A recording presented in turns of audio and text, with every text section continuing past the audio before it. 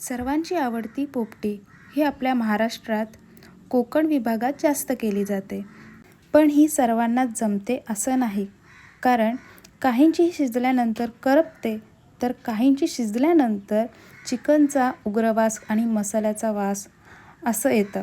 तर असं होऊ नये ह्यासाठी काय काय करायचं हे मी सर्व सांगणार आहे.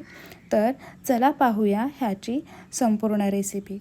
एका परातीमध्ये इथे मी चिकन घेतलं आहे. त्यानंतर आलं, लसूण, मिरची ठेचून घ्यायची आहे. थोडंसं तेल, त्यानंतर गरम मसाला, कांदा लसूण मसाला, लाल तिखट मसाला, हळद, मीठ आणि हिंग हे सर्व साहित्य मिक्स करून आपल्याला चिकन आता मॅरिनेशनसाठी 3 ते 4 तासांसाठी ठेवायचं आहे. ह्याच्यामुळे मॅरिनेशन प्रोसेस खूप छान होते. आता इथे मी मामुरडा पाला घेतला आहे. तुमच्याकडे मामुरड्याला काय बोलतात ते तुम्ही मला कमेंटमध्ये सांगा. त्यानंतर इथे मी वालाच्या शेंगा, चवळीच्या शेंगा घेतल्या आहेत. ह्याचा लेयर लावून झाला की आपण थोडासा इथे मीठ ॲड करणार आहोत, थोडासा ओवा. त्यानंतर आपले हे जे चिकनचे पीस आहेत ह्याला आपण बदामाच्या पानामध्ये व्यवस्थित असं रोल करून ठेवणार आहोत. ह्यामुळे छान अशी टेस्ट येते आणि वास खूप छान येतो. आता हे सर्व आपण चिकनचे पीस अशा प्रकारे ह्या बदामाच्या पानामध्ये रोल करून ह्यामध्ये ठेवून देणार आहोत. इथे माझ्याकडे मातीचा मडका नव्हता म्हणून पत्र्याचा जो भांडा असतो तो मी घेतला आहे.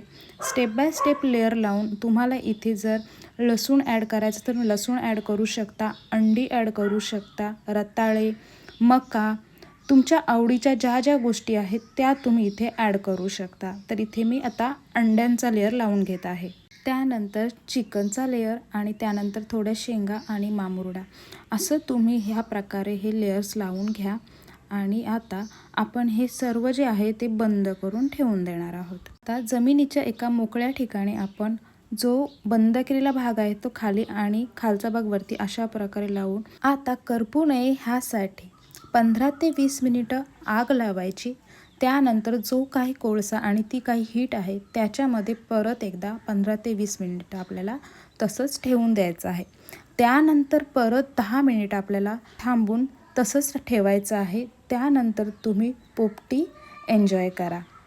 तुम्हाला ही रेसिपी कशी वाटली मला कमेंटमध्ये सांगा आणि तुम्हीसुद्धा ही ट्राय करा. पुन्हा भेटू अशाच साध्या सोप्या रेसिपीमध्ये.